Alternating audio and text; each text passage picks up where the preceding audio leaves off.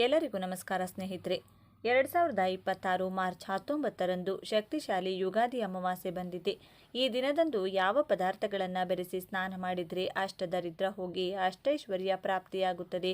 ಈ ದಿನದಂದು ಮುಷ್ಟಿಯಷ್ಟು ಗೋಧಿ ಹಿಟ್ಟಿನಿಂದ ಈ ಚಿಕ್ಕ ಕೆಲಸ ಮಾಡಿದರೆ ನಿಮಗಿರುವ ನೆಗೆಟಿವ್ ಶಕ್ತಿಗಳು ದೂರವಾಗಿ ಮಾಡುವ ಕೆಲಸಗಳಲ್ಲಿ ಯಶಸ್ಸು, ಹಣದ ಏಳಿಗೆ ಪ್ರಾಪ್ತಿಯಾಗುತ್ತದೆ. ಈ ದಿನ ಮನೆದೇವರ ಅನುಗ್ರಹಕ್ಕೆ ಯಾವ ಕೆಲಸವನ್ನ ಮಾಡಬೇಕು, ಯಾವ ಮಂತ್ರವನ್ನ ಹೇಳಿಕೊಳ್ಬೇಕು, ಪಿತೃಗಳ ಕೃಪೆಯಿಂದ ಅಭಿವೃದ್ಧಿಯನ್ನ ಕಾಣಲು ಅಡುಗೆ ಮಾಡಿದ ತಕ್ಷಣ ಏನು ಮಾಡಬೇಕೆಂದು ಇವತ್ತಿನ ಈ ವಿಡಿಯೋದಲ್ಲಿ ಸಂಪೂರ್ಣವಾಗಿ ತಿಳಿಸಿಕೊಡ್ತೀವಿ. ಬನ್ನಿ.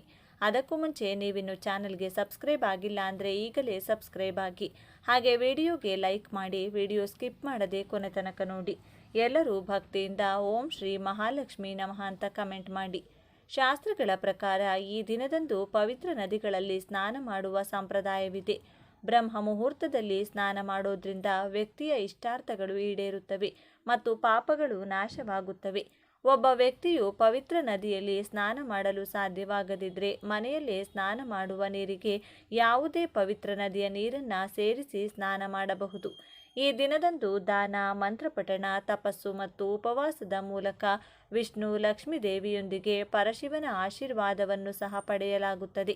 ಈ ದಿನದಂದು ಪವಿತ್ರ ನದಿಗಳಲ್ಲಿ ಸ್ನಾನ ಮಾಡೋದ್ರಿಂದ ವ್ಯಕ್ತಿಯ ಎಲ್ಲ ಇಷ್ಟಾರ್ಥಗಳು ಈಡೇರುತ್ತವೆಂದು ನಂಬಲಾಗಿದೆ. ಇದರೊಂದಿಗೆ ಈ ದಿನ ತರ್ಪಣ ಇತ್ಯಾದಿಗಳನ್ನು ಮಾಡೋದ್ರಿಂದ ಪೂರ್ವಜರ ಆಶೀರ್ವಾದವು ದೊರೆಯುತ್ತದೆ. ಈ ದಿನ ಪಿತೃಗಳ ಆತ್ಮಕ್ಕೆ ಮೋಕ್ಷವನ್ನು ನೀಡಲು ತಪ್ಪದೆ ತರ್ಪಣ ಕಾರ್ಯ ಮಾಡಲು ಪ್ರಯತ್ನಿಸಿ. ಚಂದ್ರನು ತನ್ನ ಪೂರ್ಣ ಆಕಾರದಲ್ಲಿ ಕಂಗೊಳಿಸುತ್ತಾನೆ. ಈ ದಿನದಂದು ಭಗವಾನ್ ವಿಷ್ಣು ಮತ್ತು ಲಕ್ಷ್ಮೀ ದೇವಿಯನ್ನ ಪೂಜಿಸುವ ಸಂಪ್ರದಾಯವೂ ಇದೆ. ಈ ದಿನ ಲಕ್ಷ್ಮೀನಾರಾಯಣರನ್ನ ಒಟ್ಟಾಗಿ ಪೂಜಿಸೋದ್ರಿಂದ ಮನೆಯಲ್ಲಿ ಸುಖ, ಶಾಂತಿ ನೆಲೆಸುತ್ತದೆ. ಈ ದಿನ ಶಿವನಿಗೆ ರುದ್ರಾಭಿಷೇಕ ಮಾಡುವುದು ಕೂಡ ಅತ್ಯಂತ ಮಹತ್ವದ್ದಾಗಿದೆ. ಇನ್ನು ನೀವು ಸ್ನಾನ ಮಾಡುವಂತಹ ನೀರಿಗೆ ಮನೆಯ ಸದಸ್ಯರು ಪವಿತ್ರ ನದಿಗಳ ನೀರನ್ನು ಬೆರೆಸಿ ಸ್ನಾನವನ್ನು ಮಾಡಿಕೊಳ್ಬೇಕು.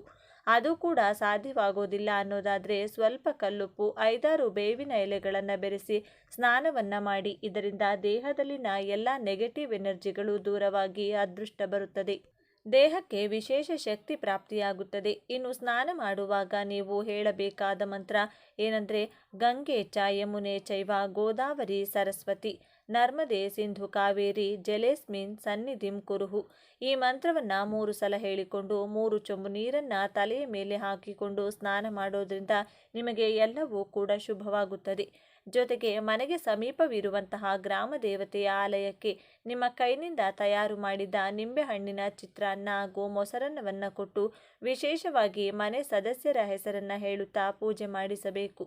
ನಂತರ ಪ್ರಸಾದವನ್ನು ಬಂದ ಭಕ್ತರಿಗೆ ಹಂಚಿ ದೇವಿ ದೇಗುಲದಲ್ಲಿ ಸಿಗುವಂಥ ಕುಂಕುಮವನ್ನು ಮನೆಗೆ ತಂದು ಮುಂದಿನ ಹುಣ್ಣಿಮೆ, ಅಮಾವಾಸ್ಯೆ ತನಕವೂ ಹಣೆಗೆ ತಿಲಕವಾಗಿ ಇಡುತ್ತಾ ಬರಬೇಕು. ಇದರಿಂದ ಮುಂದಿನ ಹುಣ್ಣಿಮೆ, ಅಮಾವಾಸ್ಯೆ ತನಕವೂ ಗ್ರಾಮದೇವಿಯ ರಕ್ಷಣೆ ಇಡೀ ಕುಟುಂಬಕ್ಕೆ ಪ್ರಾಪ್ತಿಯಾಗುತ್ತದೆ. ಪದೇ ಪದೇ ಅನಾರೋಗ್ಯ ತಪ್ಪತಕ್ಕಂಥದ್ದು. ಅಮಾವಾಸ್ಯೆ, ಹುಣ್ಣಿಮೆ ಬಂತು ಅಂದರೆ ಸಾಕು ಕೈಕಾಲು ನೋವು, ಕೈಕಾಲು ಸೆಳೆಯೋದು ಆಗ್ತಾ ಇರುತ್ತದೆ. ಪದೇ ಪದೇ ಅಪಘಾತಗಳು ಆಗ್ತಾ ಇರುತ್ತದೆ. ಆ ಎಲ್ಲ ಸಮಸ್ಯೆಗಳು ದೂರವಾಗಿ ನಿಮ್ಮ ಗ್ರಾಮ ದೇವತೆಯ ರಕ್ಷಣೆ 1 ತಿಂಗಳ ತನಕ ನಿಮಗೆ ಪ್ರಾಪ್ತಿಯಾಗುತ್ತದೆ. ಇನ್ನು ಈ ದಿನ ಗೋಧಿ ಹಿಟ್ಟಿನಿಂದ ಮಾಡಬೇಕಾದ ಅತಿ ಮುಖ್ಯವಾದ ಕೆಲಸ ಯಾವುದು ಅಂತ ನೋಡೋದಾದರೆ, ಗೋಧಿ ಹಿಟ್ಟಿನಿಂದ ಮನೆಯಲ್ಲಿ ಎಷ್ಟು ಜನ ಇರ್ತೀರೋ ಅಷ್ಟು ಜನರಿಗೆ ಒಂದೊಂದು ಚಪಾತಿಯಂತೆ ತಯಾರು ಮಾಡಿಕೊಂಡು ಆ ಚಪಾತಿಯ ಮೇಲೆ ತುಪ್ಪವನ್ನು ಹಚ್ಚಬೇಕು. ನಂತರ ಕೈನಲ್ಲಿ ಆ ಚಪಾತಿಯನ್ನು ಹಿಡಿದು ಒಬ್ಬೊಬ್ಬರಿಗೆ 3 ಬಾರಿ ಎಡಭಾಗದಿಂದ 3 ಬಾರಿ ಬಲಭಾಗದಿಂದ ತಲೆಯ ಮೇಲೆ ಸುತ್ತಿ ಇಳಿಯನ್ನು ತೆಗೆದು ಮನೆಯ ಬಳಿ ಇರುವಂತಹ ನಾಯಿಗಳಿಗೆ ಅಂದರೆ ಶ್ವಾನಕ್ಕೆ ಹಾಕಬೇಕು. ಇದರಿಂದ ನಿಮಗಿರುವಂತಹ ಎಲ್ಲ ವಿಧವಾದ ದೃಷ್ಟಿ ದೋಷಗಳು ದೂರವಾಗುತ್ತದೆ. ಅಕ್ಕಪಕ್ಕದವರ ದೃಷ್ಟಿ, ಜನರ ಕೆಟ್ಟು ಕಣ್ಣು, ಕೆಲಸ ಮಾಡುವ ಜಾಗದಲ್ಲಿ ಯಾರಾದರೂ ಶತ್ರುಗಳಿದ್ರೆ, ಸಂಬಂಧಿಕರ ಅಸೂಯೆ ಇದ್ರೆ ಇದರಿಂದ ದೂರವಾಗುತ್ತದೆ. ಸಕಲ ಕಾರ್ಯದಲ್ಲೂ ಯಶಸ್ಸು, ಮಾನಸಿಕ ನೆಮ್ಮದಿ ಲಭಿಸುತ್ತದೆ. ದೃಷ್ಟಿ ದೋಷಗಳು ದೂರವಾದರೆ ಸಂಪಾದನೆಗೆ ಇರುವ ಅಡ್ಡಿಗಳು ದೂರವಾಗುತ್ತದೆ. ಈ ದಿನ ಸುಮ್ಮನೆ ಪೂಜೆ ಮಾಡಿ ಮುಗಿಸುವುದು ಮಾತ್ರವಲ್ಲದೆ ನೀವಿರುವ ಪ್ರದೇಶವನ್ನು ಕೂಡ ಶುಚಿಯಾಗಿ ಇಟ್ಟುಕೊಂಡಿರಬೇಕು. ಹಾಗೆ ತಪ್ಪದೆ ಎಲ್ಲರೂ 1 ಕಲ್ಲುಪ್ಪು ಪ್ಯಾಕೆಟನ್ನು ಮನೆಗೆ ತಂದುಕೊಂಡ್ರೆ ಅದೃಷ್ಟ ಬರುತ್ತದೆ. ಲಕ್ಷ್ಮೀದೇವಿ ಹಾಗೂ ಉಪ್ಪು ಎರಡೂ ಕೂಡ ಸಮುದ್ರದಲ್ಲಿ ಹುಟ್ಟಿರುವುದರಿಂದ ಲಕ್ಷ್ಮೀದೇವಿಗೆ ಕಲ್ಲುಪ್ಪು ಎಂದರೆ ತುಂಬ ಇಷ್ಟ. ನೀವು ಉಪ್ಪಿನಿಂದ ಮಾಡುವ ಎಲ್ಲ ಪರಿಹಾರಗಳು ಲಕ್ಷ್ಮೀ ದೇವಿಯನ್ನು ಇನ್ನಷ್ಟು ಹತ್ತಿರ ಮಾಡುತ್ತದೆ. ಹೊಸದಾಗಿ ಒಂದು ಪ್ಯಾಕೆಟ್ ಕಲ್ಲುಪ್ಪನ್ನು ಮನೆಗೆ ತಂದು ಅದನ್ನು ದೇವರ ಮನೆಯಲ್ಲಿ ಇಟ್ಟು ಲಕ್ಷ್ಮೀ ದೇವಿಯ ಜೊತೆ ಅದನ್ನು ಕೂಡ ಪೂಜೆ ಮಾಡಿ. ಇದಕ್ಕಾಗಿ ನೀವು ಮೊದಲು ಒಂದು ಬಟ್ಟಲಿನಲ್ಲಿ ಕಲ್ಲುಪ್ಪನ್ನು ಹಾಕಿ ಅದನ್ನು ಲಕ್ಷ್ಮೀ ದೇವಿ ಫೋಟೋ ಮುಂದೆ ಇಡಬೇಕು.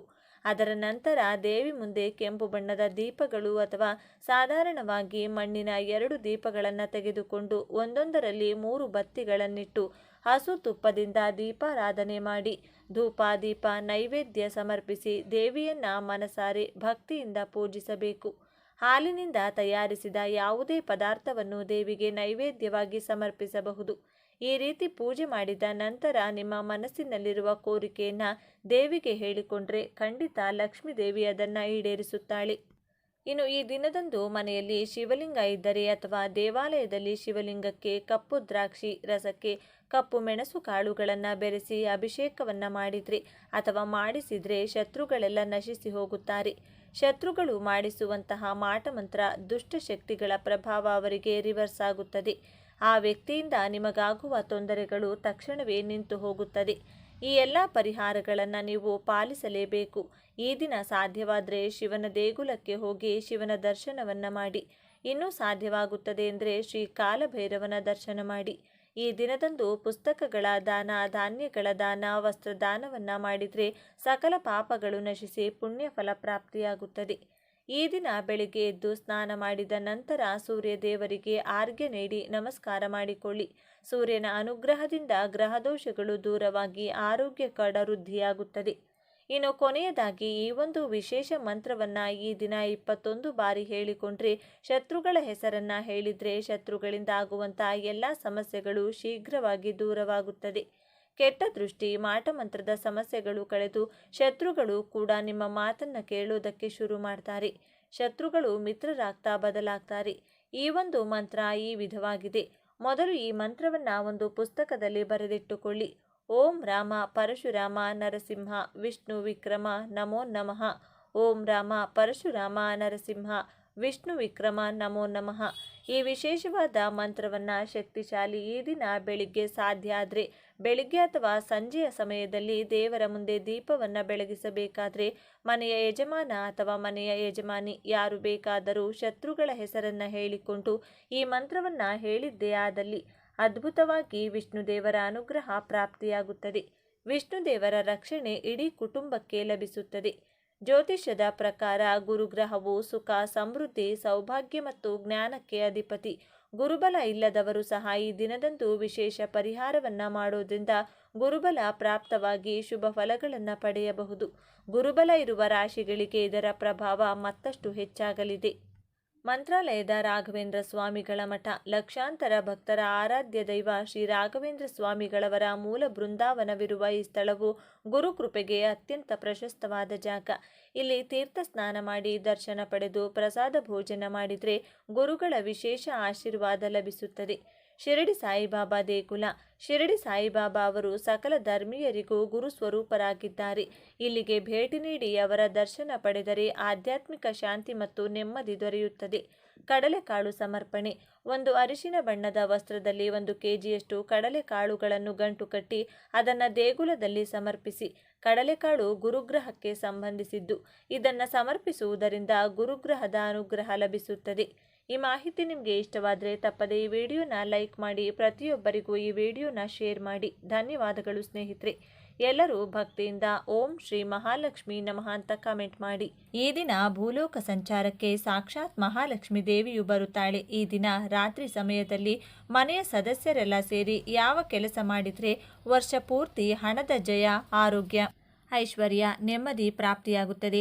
ಈ ದಿನ ಲಕ್ಷ್ಮೀ ಪೂಜೆ ಸಂಕಲ್ಪ ಹೇಗಿರಬೇಕೆಂದು ಇವತ್ತಿನ ಈ ವಿಡಿಯೋದಲ್ಲಿ ಸಂಪೂರ್ಣವಾಗಿ ತಿಳಿಸಿಕೊಡ್ತೀನಿ. ಈ ದಿನ ಮನೆಯ ಮುಖ್ಯ ದ್ವಾರಕ್ಕೆ ಈ ಒಂದು ವಸ್ತುವನ್ನು ಕಟ್ಟಿದರೆ ವರ್ಷ ಪೂರ್ತಿ ಮನೆಗೆ ಸಂಪೂರ್ಣ ಗುರುಬಲ, ಅಖಂಡ ಯಶಸ್ಸು, ನಿರಂತರ ಧನಾಗಮನವಾಗುತ್ತದೆ. ಧನಾಕರ್ಷಣೆ ಮಾಡುವ ಈ ವಿಶೇಷ ವಸ್ತು ಯಾವುದು, ಯಾವ ರೀತಿಯಾಗಿ, ಯಾವ ಸಮಯದಲ್ಲಿ ಈ ವಸ್ತುವನ್ನು ಮನೆಯ ಬಾಗಿಲಿಗೆ ಕಟ್ಟಿದರೆ ಸರ್ವಗ್ರಹಗಳ ಸಮೇತ ಮಹಾಲಕ್ಷ್ಮಿ ಕೃಪೆ ಪ್ರಾಪ್ತಿಯಾಗುತ್ತದೆ ಎಂದು ಇವತ್ತಿನ ಈ ವಿಡಿಯೋದಲ್ಲಿ ತಿಳಿಸಿಕೊಡ್ತೀವಿ. ಬನ್ನಿ.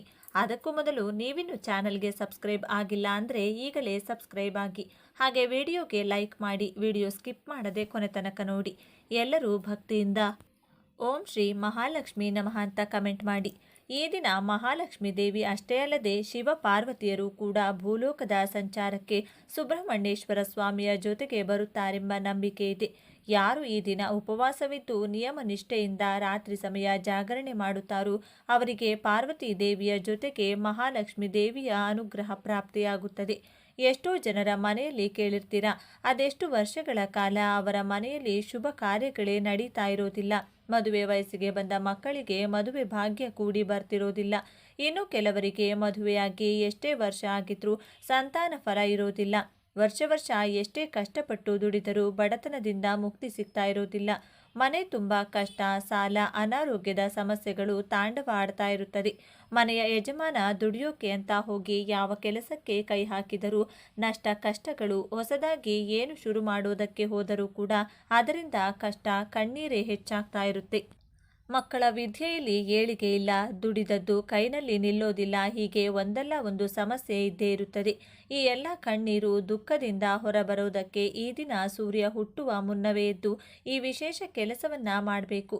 ನಿಮ್ಮ ಮನೆಯಲ್ಲಿ ದೊಡ್ಡವರು, ಹಿರಿಯರು ಅಂತ ಯಾರಿರ್ತೀರಾ, ಅಣ್ಣ ಆಗಿರ್ಬೋದು, ಅಪ್ಪ, ಅಮ್ಮ, ಅಕ್ಕ, ನಮ್ಮ ವಯಸ್ಸಾದ ಹಿರಿಯರು, ಹೀಗೆ ಮನೆಗೆ ದೊಡ್ಡವರು ಅಂತ ಯಾರಿರ್ತಾರೋ ಅವರು ಈ ಕೆಲಸವನ್ನ ಮಾಡಬೇಕಾಗುತ್ತದೆ. ಚೆನ್ನಾಗಿರುವಂತಹ ಅರಿಶಿನದ ಕೊಂಬುಗಳನ್ನು ಮನೆಗೆ ತಂದಿಟ್ಟುಕೊಂಡಿರಬೇಕು. ಸಮ ಸಂಖ್ಯೆಯಲ್ಲಿ ಅರಿಶಿನದ ಕೊಂಬುಗಳನ್ನು ಮನೆಗೆ ತಂದಿರಬೇಕು. ಈ ಅರಿಶಿನದ ಕೊಂಬುಗಳನ್ನು ತೋರಣದ ಹಾಗೆ ಅರಿಶಿನದ ದಾರ ಬಳಸಿ ಕಟ್ಟಿಕೊಳ್ಳಬೇಕು. ಹೂ ಕಟ್ಟುವ ರೀತಿ ಒಂದು ಅರಿಶಿನ ಕೊಂಬು ಮತ್ತೊಂದು ಅರಿಶಿನ ಕೊಂಬಿಗೂ ಸ್ವಲ್ಪ ಅಂತರ ಬಿಟ್ಟು ಅರಿಶಿನದ ಕೊಂಬಿನ ತೋರಣವನ್ನ ಕಟ್ಟಿಕೊಳ್ಳಬೇಕು. 2, 4, 8, 10, 12 ಹೀಗೆ ಸಮಸಂಖ್ಯೆಯಲ್ಲಿ ಅರಿಶಿನದ ಕೊಂಬುಗಳನ್ನು ನೀವು ಕಟ್ಟುವ ತೋರಣದಲ್ಲಿರಬೇಕು. ಮನೆಯ ಮುಖ್ಯ ಬಾಗಿಲಿನಿಗೆ ಸರಿಹೊಂದುವಷ್ಟು ದಾರವನ್ನು ತೆಗೆದುಕೊಂಡು ಆ ದಾರದ ಸಹಾಯದಿಂದ ತೋರಣ ತಯಾರು ಮಾಡಿಕೊಳ್ಳಿ. ನಂತರ ನಿಮ್ಮ ಎರಡೂ ಕೈನಲ್ಲಿ ಈ ತೋರಣವನ್ನು ಹಿಡಿದುಕೊಂಡು ಈ ರೀತಿಯಾಗಿ ಪ್ರಾರ್ಥನೆ ಮಾಡಿಕೊಳ್ಳಿ. ಈ ತೋರಣವನ್ನು ನಾನು ಮನೆಗೆ ಕಟ್ತಿದ್ದೀನಿ. ಈ ತೋರಣದ ಶಕ್ತಿಯು ನಮ್ಮ ಮನೆಯ ಒಳಗೆ ಯಾವುದೇ ನಕಾರಾತ್ಮಕ ಶಕ್ತಿಗಳು ಪ್ರವೇಶ ಮಾಡದಂತೆ ತಡೆಯಲಿ. ಈ ಶಕ್ತಿಶಾಲಿ ಅರಿಶಿನದ ತೋರಣದ ಕೆಳಗೆ ಓಡಾಡುವಂಥ ನಮ್ಮ ಕುಟುಂಬದವರಿಗೆ ಗುರುವಿನ ರಕ್ಷಣೆ ಇರಲಿ. ಸರ್ವಕಾಲಕ್ಕೂ ಸರ್ವ ವಿಧವಾದ ಯಶಸ್ಸು ಸಿಗಲಿ. ಮನೆಯ ಯಜಮಾನ, ಯಜಮಾನಿ ಮಾಡುವ ಕೆಲಸಗಳಿಂದ ಮನೆಯ ಏಳಿಗೆ ಶೀಘ್ರವಾಗಿ ಆಗಲಿ.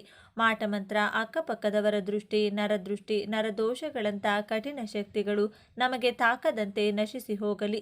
ಶತ್ರುಗಳ ಕಣ್ಣು ನಮ್ಮ ಮೇಲೆ ಬೀಳದಿರಲಿ ಎಂದು ನಿಮ್ಮ ಇಷ್ಟ ದೇವರ ಹೆಸರು ಮಹಾಲಕ್ಷ್ಮಿ ದೇವಿಯಾಗೂ ಗುರುವಿನ ಹೆಸರನ್ನ ಹೇಳಿಕೊಳ್ತಾ ನಮಸ್ಕಾರ ಮಾಡಿಕೊಳ್ಬೇಕು. ಇದಾದ ನಂತರ ಈ ಅರಿಶಿನದ ಕೊಂಬಿನ ತೋರಣವನ್ನು ಮನೆ ಬಾಗಿಲಿಗೆ ಕಟ್ಟಬೇಕು. ಈ ಅರಿಶಿನದ ತೋರಣವನ್ನು ಎಷ್ಟು ದಿನ ಬೇಕಾದರೂ ನಿಮ್ಮ ಮನೆಯ ಬಾಗಿಲಿನಲ್ಲಿಯೇ ಬಿಡಬಹುದು. ತಾನಾಗಿಯೇ ಈ ತೋರಣ ಒಣಗಿದರೆ ಅಥವಾ ಬಾಗಿಲಿನಿಂದ ಬಿದ್ದರೆ ಆಗ ನಿಮ್ಮ ಮನೆಗೆ ಸಮೀಪವಿರುವ ಯಾವುದಾದರೂ ಮರಗಿಡಗಳು ಅಥವಾ ದೈವ ವೃಕ್ಷಗಳ ಬುಡಕ್ಕೆ ಹಾಕಿ ಬರಬೇಕು.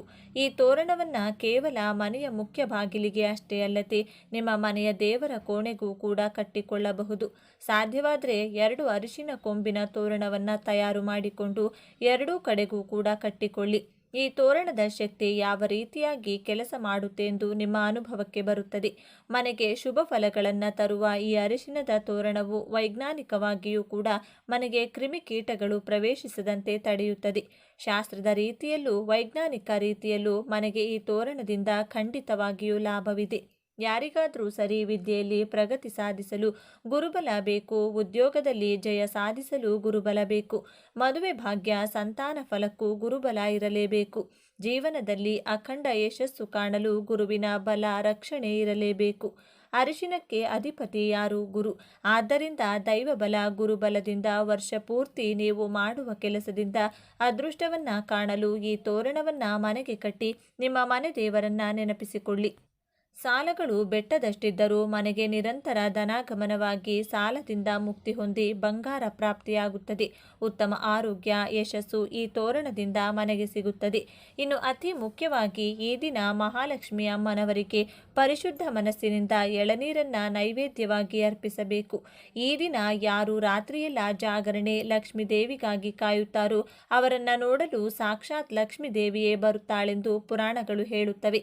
ಈ ದಿನ ಯಾರ ಮನೆಯಲ್ಲಿ ರಾತ್ರಿ ಸಮಯದಲ್ಲಿ ಕವಡೆಗಳಿಂದ ಶಬ್ದ ಮಾಡಿ ಲಕ್ಷ್ಮೀ ದೇವಿಯನ್ನ ಕರೆಯುತ್ತಾರೋ ಅವರ ಮನೆಗೆ ನೇರವಾಗಿ ಮಹಾಲಕ್ಷ್ಮಿ ದೇವಿಯ ಪ್ರವೇಶವಾಗಿ ಲಕ್ಷ್ಮಿಯ ಅಂಶ ಸಿರಿತನ ಆ ಮನೆಯಲ್ಲಿ ಶಾಶ್ವತವಾಗಿ ನೆಲೆಸುತ್ತದೆ ಎಂದು ಪ್ರಾಮಾಣಿಕ ಗ್ರಂಥಗಳಲ್ಲಿ ತಿಳಿಸಿದ್ದಾರೆ. ಈ ಕವಡೆಯ ಶಬ್ದವನ್ನ ಹೇಗೆ ಮಾಡಬೇಕು ಅಂತ ನೋಡೋದಾದ್ರೆ, ಲಕ್ಷ್ಮಿಗೆ ಪ್ರಿಯವಾದಂತಹ ಅರಿಶಿನದ ಬಣ್ಣದ ಕವಡೆಗಳನ್ನು ತೆಗೆದುಕೊಂಡು ರಾತ್ರಿ 11 ಗಂಟೆಯಿಂದ 12 ಗಂಟೆಯ ಸಮಯದಲ್ಲಿ ಸಾಧ್ಯವಾದಷ್ಟು ಬಾರಿ ಒಂದು ಅರಿಶಿನ ಬಣ್ಣದ ಬಟ್ಟೆಗೆ ಈ ಕವಡೆಗಳನ್ನು ಕಟ್ಟಿ ಶಬ್ದ ಮಾಡಬೇಕು, ಅಥವಾ ಕೈನಲ್ಲೇ ಕವಡೆಗಳನ್ನು ಹಿಡಿದು ಶಬ್ದ ಮಾಡುತ್ತಿರಬೇಕು. ಈ ಕೆಲಸವನ್ನ ಕುಟುಂಬದವರೆಲ್ಲರೂ ಸೇರಿ ಮಾಡಿದ್ರೆ ತುಂಬಾ ಒಳ್ಳೆಯದು. ನಿಮ್ಮ ಗಂಡ ಹಾಗೂ ನಿಮ್ಮ ಮಕ್ಕಳು ನಿಮ್ಮ ಮಾತನ್ನ ಕೇಳೋದಿಲ್ಲ, ಇದರ ಮೇಲೆ ನಂಬಿಕೆ ಇಲ್ಲವೆಂದರೆ ಪರವಾಗಿಲ್ಲ, ಮನೆಯವರ ಪರವಾಗಿ ನೀವೇ ಜಾಗರಣೆ ಇದ್ದು ಕವಡೆಗಳನ್ನು ಶಬ್ದವನ್ನ ಮಾಡುತ್ತಾ ಮಹಾಲಕ್ಷ್ಮಿ ದೇವಿಯನ್ನ ಮನಸ್ಸಿನಲ್ಲಿಯೇ ಸ್ಮರಿಸಿಕೊಳ್ಳಿ. ಹೀಗೆ ಮಾಡೋದ್ರಿಂದ ಅಮ್ಮನವರ ಅನುಗ್ರಹ ಈ ಮನೆಗೆ ಉಂಟಾಗಿ ಹಣದ ಸಮಸ್ಯೆ ತೀರುತ್ತದೆ, ರಾಜಯೋಗದಂತಹ ಜೀವನ ನಿಮ್ಮದಾಗುತ್ತದೆ. ಹಾಗೆಯೇ ಈ ದಿನ ಒಂದು ವಿಶೇಷ ವಿಧಿವಿಧಾನವನ್ನು ಪಾಲಿಸಿದರೆ ರಾಜವೈಭವ ಉಂಟಾಗುತ್ತದೆ. ವಸ್ತು, ವಾಹನ, ಉದ್ಯೋಗ, ವ್ಯಾಪಾರ ಸರ್ವ ಕ್ಷೇತ್ರದಲ್ಲೂ ಅಖಂಡ ಶುಭ ಫಲ ಪ್ರಾಪ್ತಿಯಾಗುತ್ತದೆ. ಈ ದಿನ ಸಂಜೆಯ ಸಮಯದಲ್ಲಿ ಗಜಲಕ್ಷ್ಮಿ ದೇವಿಯ ಚಿತ್ರಪಟ ಏರ್ಪಾಟು ಮಾಡಿಕೊಂಡು ನಂತರ ಗಂಧ ಕುಂಕುಮದ ಬೊಟ್ಟನ್ನ ಇಟ್ಟು ಬೆಳ್ಳಿಯ ದೀಪ, ಮಣ್ಣಿನ ದೀಪ ಇಟ್ಟು ತುಪ್ಪ ಅಥವಾ ಎಳ್ಳೆಣ್ಣೆಯನ್ನು ಬಳಸಿ ಆ ದೀಪಕ್ಕೆ 6 ಬತ್ತಿಗಳನ್ನು ಬಿಡಿ ಬಿಡಿಯಾಗಿ ಕೂರಿಸಿ ದೀಪಾರಾಧನೆ ಮಾಡಬೇಕು. ಮಹಾಲಕ್ಷ್ಮಿ ಅಮ್ಮನವರಿಗೆ ಗುಲಾಬಿ ಪುಷ್ಪಗಳಿಂದ, ಬಿಳಿ ಹಾಗೂ ಹಳದಿ ಬಣ್ಣದ ಪುಷ್ಪಗಳಿಂದ ಪೂಜಿಸುತ್ತಾ ಲಕ್ಷ್ಮಿ ಅಷ್ಟೋತ್ತರ ಕೇಳುವುದನ್ನು ಮಾಡಬೇಕು. ಪೂಜೆ ಆದ ನಂತರ ಕರ್ಪೂರದ ಆರತಿಯನ್ನು ಬೆಳಗಬೇಕು. ಲಕ್ಷ್ಮೀ ದೇವಿಗೆ ಹಾದಿಯಿಂದ ಮಾಡಿದ ಪಾಯಸವನ್ನು ನೈವೇದ್ಯವಾಗಿ ಅರ್ಪಿಸಬೇಕು. ನಂತರ ಚಂದ್ರನ ಬೆಳಕಿನಲ್ಲಿ ಇದೇ ಹಾಲಿನಿಂದ ಮಾಡಿದ ಪಾಯಸವನ್ನು ಸ್ವಲ್ಪ ಸಮಯ ಇಡಬೇಕು. ಮತ್ತೆ ಪಾಯಸವನ್ನು ಲಕ್ಷ್ಮೀ ದೇವಿಯ ಮುಂದಿಟ್ಟು ನಂತರ ಈ ನೈವೇದ್ಯವನ್ನು ಪ್ರಸಾದವಾಗಿ ಮನೆಯ ಸದಸ್ಯರು ಸ್ವೀಕರಿಸಬೇಕು. ಪಾಯಸ ತಯಾರು ಮಾಡಲು ಸಾಧ್ಯವಾಗದಿದ್ದರೆ ಹಾಲನ್ನೇ ನೈವೇದ್ಯವಾಗಿ ಅರ್ಪಿಸಬಹುದು. ನೀವು ಮಹಾಲಕ್ಷ್ಮಿ ದೇವಿಯ ಪೂಜೆ ಮಾಡುವಾಗ 6 ಹಳದಿ ಬಣ್ಣದ ಕವಡೆಗಳನ್ನು ದೇವಿಯ ಮುಂದಿಟ್ಟು ಆರತಿ ಮಾಡಿ ಅಗರಬತ್ತಿಯ ಧೂಪವನ್ನು ತೋರಿಸಿ ನಮಸ್ಕಾರ ಮಾಡಿಕೊಂಡು ಬೀರುವಿನಲ್ಲಿ ಎತ್ತಿಡಬೇಕು. ಕವಡೆಯ ಶಬ್ದ ಮಾಡಲು ಬೇರೆ ಕವಡೆಗಳನ್ನು ಬಳಸಿಕೊಳ್ಳಬೇಕು.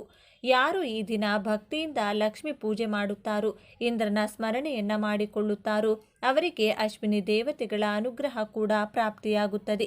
ದೀರ್ಘಕಾಲದ ಅನಾರೋಗ್ಯದ ಸಮಸ್ಯೆಗಳು ದೂರವಾಗಿ ಆರೋಗ್ಯವಂತರಾಗ್ತೀರಾ. ಅಶ್ವಿನಿ ದೇವತೆಗಳ ಅನುಗ್ರಹದಿಂದ ನಿಮ್ಮ ಉದ್ಯೋಗ, ವಿದ್ಯೆ, ಕಂಕಣ, ಸಂತಾನ, ಭೂಮಿ, ಮನೆ, ಹಣಕಾಸಿನ ಯಾವುದೇ ಕೋರಿಕೆಗಳಿದ್ದರೂ ಶೀಘ್ರವಾಗಿ ನೆರವೇರುತ್ತದೆ. ಮಹಾಲಕ್ಷ್ಮಿ ಭೂಲೋಕ ಸಂಚಾರಕ್ಕೆ ಬರುವ ಸಮಯ ಸಂಜೆ ಸಮಯದಲ್ಲಿ ಅರಿಶಿನಕ್ಕೆ ಸ್ವಲ್ಪ ತುಪ್ಪವನ್ನು ಬೆರೆಸಿ ಅದರಿಂದ ಮನೆಯ ಬಾಗಿಲಿನ ಮೇಲ್ಭಾಗದಲ್ಲಿ ಸ್ವಸ್ತಿಕ್ ಚಿಹ್ನೆಯನ್ನು ಬರೆದು ಮಹಾಲಕ್ಷ್ಮಿ ದೇವಿಯನ್ನ ಮನೆಗೆ ಸ್ವಾಗತಿಸಿ. ಈ ದಿನ ದೇವರ ಮುಂದೆ ಬೆಳಗಿಸುವಂತಹ ದೀಪಕ್ಕೆ ತಾವರೆ ಬತ್ತಿಗಳು ಅಂತ ಪೂಜಾ ಸಾಮಗ್ರಿಗಳ ಅಂಗಡಿಗಳಲ್ಲಿ ಸಿಗುತ್ತದೆ. ಆ ತಾವರೆ ಬತ್ತಿಗಳನ್ನು ತಂದು ದೀಪಾರಾಧನೆ ಮಾಡಿ ಕನಕದಾರ ಸ್ತೋತ್ರ, ಶ್ರೀ ಸೂಕ್ತ, ಲಕ್ಷ್ಮಿ ಅಷ್ಟೋತ್ತರವನ್ನು ಈ ದಿನ ಮರೆಯದೆ ಕೇಳಿ. ಇದರಿಂದ ಮನೆಯಲ್ಲಿನ ಎಲ್ಲ ಕಷ್ಟ ಕಾರ್ಪಣ್ಯಗಳು ದೂರವಾಗಿ ಹಣದ ಏಳಿಗೆಯನ್ನು ನೀವು ಕಾಣಬಹುದು. ಈ ಮಾಹಿತಿ ನಿಮಗೆ ಇಷ್ಟವಾದರೆ ಭಕ್ತಿಯಿಂದ ಜೈ ಶ್ರೀ ಮಹಾಲಕ್ಷ್ಮಿ ಅಂತ ಬರೆದು ಈ ವಿಡಿಯೋನ ಪ್ರತಿಯೊಬ್ಬರಿಗೂ ಶೇರ್ ಮಾಡಿ. ಮುಂದಿನ ಬಾರಿ ಮತ್ತೊಂದು ವಿಶೇಷ ದೈವ ಮಾಹಿತಿಯೊಂದಿಗೆ ನಮ್ಮ ಚಾನೆಲ್ ಮೂಲಕ ಭೇಟಿಯಾಗೋಣ. ಧನ್ಯವಾದಗಳು ಸ್ನೇಹಿತರೆ.